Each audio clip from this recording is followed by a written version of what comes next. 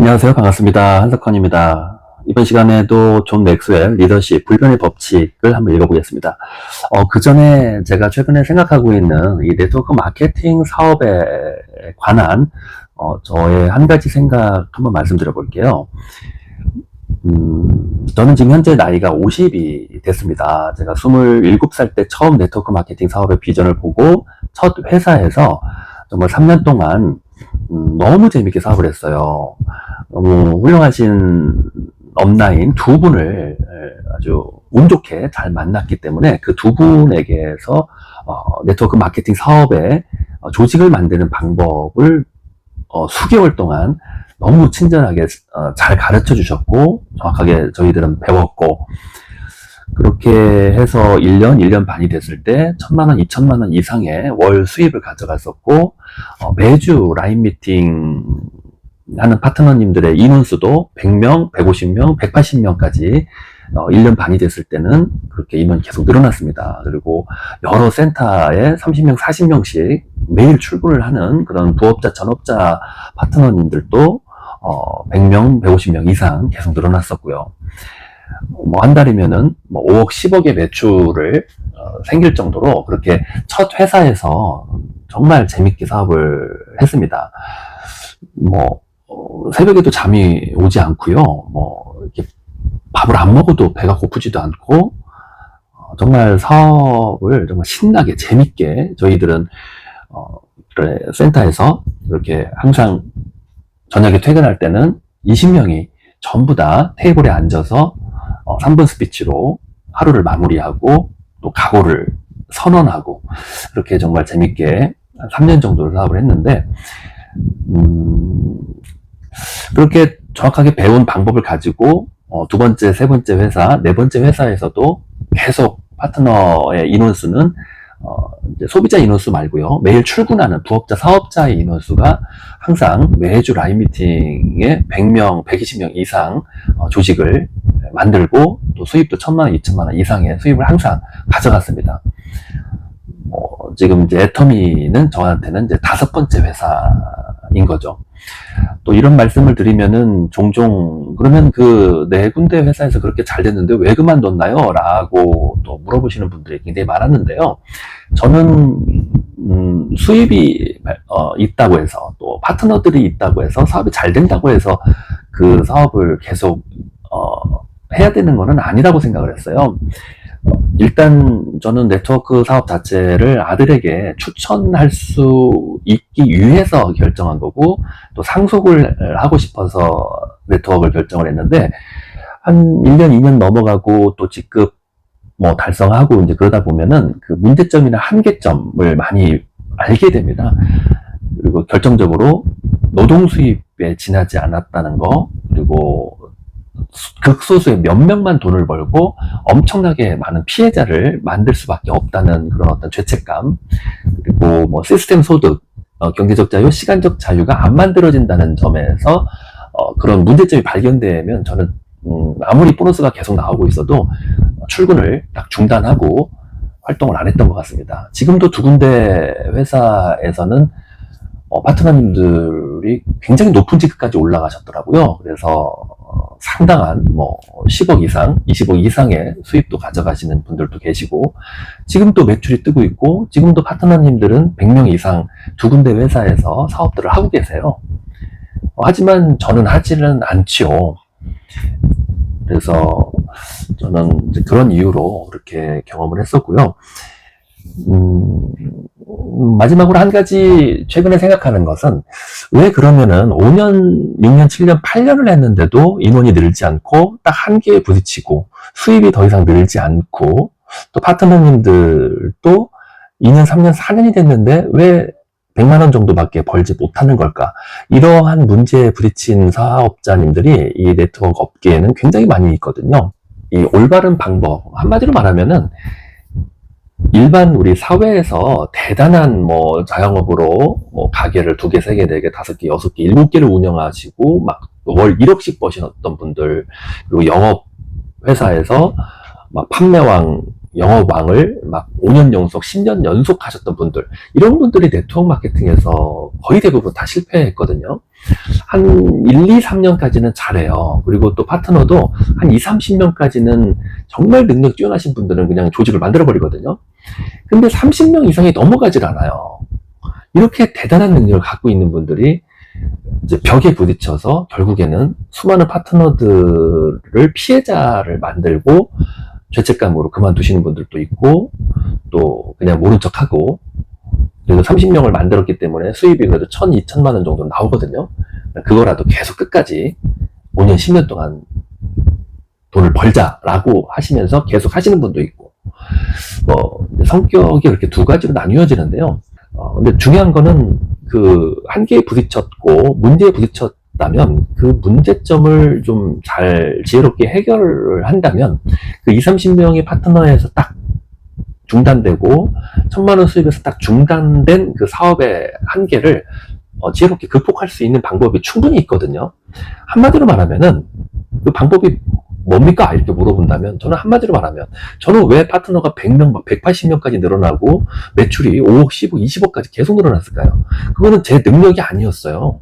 저는 아무것도 할 수 있는 게 없는 아주 20대 후반에 뭐 돈도 없고 명단도 없고 인맥도 없고 뭐 말도 못하고 강의도 못하는 그런 충청도의 아주 촌놈이었거든요. 그런데 그렇게 빠른 시간 안에 큰 조직과 많은 돈을 벌었던 이유는 업라인 분들의 올바른 네트워크 마케팅 조직 구축 기술 때문이었어요.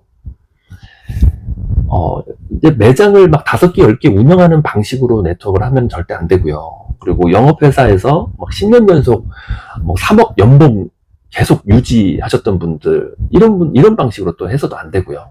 정확하게 네트워크 마케팅 기술로 해야 되거든요. 그래서 그 기술에 대한 한 5가지 어떤 방식은 다음 시간에 말씀을 드리는 걸로 하고요. 결론은 일반 영업 방식과 네트워크 마케팅 조직 구축 방식의 차이점을 공부해야 되고, 그 방법만 좀 몇 가지 배우면은 정말 문제점을 극복할 수 있고 한계점을 극복하고 파트너들이 막 정말 계속 늘어나거든요. 그리고 또 수입도 계속 늘어나고요. 그리고 2, 3년 동안 4, 5년 동안 돈을 못 벌어서 고생하는 파트너님들도 빨리 도와줄 수 있고 해결할 수 있습니다. 그래서 그 네트워크 마케팅 조직 구축 방법을 빨리 배울 필요가 있습니다. 네, 책을 한번 읽어보겠습니다. 존 맥스웰 리더십의 불변의 법칙 3번째 시간입니다. 이번 시간에는 영향력의 법칙을 읽어보겠습니다. 리더십의 진정한 척도는 영향력이다. 리더란 어떤 사람일까? 힘이 세거나 인상이 강하거나 카리스마 넘치는 사람일까? 리더의 능력은 어떻게 측정할까? 평범해 보이는 두 사람 중 누가 뛰어난 리더인지 곧바로 알아볼 수 있을까? 사람들은 수백 년 동안 이런 질문을 던져왔습니다. 20세기 후반에 가장 뛰어난 리더 한 사람을 겉으로 보기에 그다지 인상적이지 않은 모습으로 대중 앞에 등장했다. 사람들은 테레사 수녀를 생각할 때 가난한 사람들을 위해 일생을 바친 작고 가녀린 여성의 이미지를 떠올린다. 물론 그 말도 맞다. 하지만 그녀는 전 세계 대중에게 막강한 영향력을 미친 훌륭한 리더였다. 영향력이 없는 사람은 절대로 남을 이끌 수 없다. 왜 테레사 수녀는 진정한 리더인가? 테레사 수녀가 마더 테레사의 단순한 길을 출간하는 걸 도왔던 루신다 바르디는 그녀를 가르쳐 이렇게 표현했다. 테레사 수녀는 뭔가 필요하다 싶으면 곧바로 행동에 돌입하고 어떤 어려움에 굴하지 않고 조직을 만들고 세계 각지로 조직을 확장하는 철두철미하고 에너지 넘치는 기업가였다. 네, 테레사 수녀가 설립하고 이끌었던 조직은 사랑의 선교 수녀회이다. 당시 다른 카톨릭 단체들은 대부분 쇠퇴하고 있었지만 이 단체는 급속도로 성장해서 그녀의 생전에 회원수가 4,000명을 넘었다. 물론 전 세계의 수많은 자원봉사자를 제외한 숫자이다. 이 회원들은 테레사 수녀의 지휘 아래 5대륙 25개 국가의 봉사활동을 펼쳤다. 인도의 캘커타 한 곳에서만도 어린이들을 위한 보호시설, 한센병 환자를 위한 센터, 급빈자와 임종을 앞둔 사람들을 위한 요양원, 결핵이나 정신질환을 앓는 환자들을 위한 시설 등 수많은 기관 설립과 구호 활동을 펼쳤다. 테레사 수녀가 뛰어난 리더가 아니었다면 이러한 조직을 만들어내는 일은 불가능했을 것이다. 그녀의 영향력은 전 세계로 확대되었으며 어떤 문화나 계급에 속해 있든지 모두가 그녀를 존경했다. 그녀가 말하면 사람들은 귀를 기울였다. 작가이자 대통령 연설문 작성자인 패기 누난은 1994년 미국 국가 조찬 기도회에서 테레사 수녀가 한 연설을 다음과 같은 글을 썼다. 워싱턴의 거물들이 한자리에 모였다. 개신교인, 가톨릭교인, 유대인 수천 명이 한자리에 있었다. 테레사 수녀는 신과 사랑 그리고 가족에 대해 이야기했다. 우리가 서로를 아끼고 사랑해야 한다고 힘주어 말했고 청중은 모두 깊이 공감했다. 네. 그러나 연설이 이어지면서 테레사 수녀의 어조는 점점 날카로워졌다. 그녀는 청중에게 이렇게 물었다. 여러분은 양로원에 계시는 부모님께 사랑을 충분히 전하고 있나요? 그분들에게 매일 기쁨과 보살핌을 드리고 있나요? 그러자 객석에 앉은 베이비 부모 세대들이 자세를 고쳐 앉기 시작했다. 제 생각엔 오늘날 가장 큰 평화의 파괴자는 낙태입니다. 그녀는 이렇게 말하고 나서 왜 그렇게 생각하는지 단호한 어조로 설명했다. 네. 그녀는 세계에서 가장 큰 존경을 받는 인물이었다. 많은 사람이 그녀의 의견에 반감이 있을지라도 끝까지 연설을 경청할 수밖에 없었다. 실제로 그녀가 말할 때마다 사람들은 귀를 기울였다. 왜 그랬을까? 그녀가 진정한 리더였기 때문이다. 진정한 리더가 말하면 사람들은 듣게 되어 있다. 리더십은 영향력이다. 그 이상도 그 이하도 아닌 영향력 그 자체이다. 우리는 리더십을 오해하고 있다라는 제목입니다. 우리는 종종 리더십을 오해한다. 1970년대 처음 리더십 세미나를 열기 시작했을 때 나는 가장 애를 먹었던 일은 참가자를 모으는 것이었다. 그만큼 리더십에 대해 이해가 부족하던 시절이었다. 당시에 리더라고 불리는 사람들은 흔히 이렇게 말하거나 생각했다. 나는 리더십을 배울 필요가 없어. 이미 리더니까. 즉 이미 리더십의 목표를 달성했다고 믿었다. 반면 리더가 아닌 사람들은 나는 리더가 아닌데 배울 필요가 없어 라고 말했다. 사람들은 리더십이 모든 사람이 추구해야 할 과정이라는 사실을 이해하지 못했다. 나는 이런 사고방식을 깨기 위해 리더십의 5단계를 가르치기 시작했다. 그리고 지위는 리더십의 가장 낮은 단계에 불과하다는 사실을 알리기 위해 노력했다. 지위란 포지션, 권력, 어떤 직급, 명예 이런 의미가 될 것 같습니다. 진정한 리더십은 상으로 주어지거나 임명되거나 부과되는 게 아니다. 리더십은 오직 영향력을 개발하는 데서 나오며 영향력은 강제로 빼앗을 수 없다. 즉 직접 노력해서 얻어야 한다. 리더십의 5단계는 바로 그 과정을 안내하는 이정표다. 우리는 리더라는 지위에서 얻어낼 수 있는 유일한 혜택은 시간이다. 시간. 즉 남들에게 미치는 영향력의 수준을 높이거나 낮출 수 있는 약간의 시간이다. 이를 제대로 알고 있는 사람은 리더십이 실제로 어떻게 움직이는지를 이해하고 열린 마음으로 받아들인다.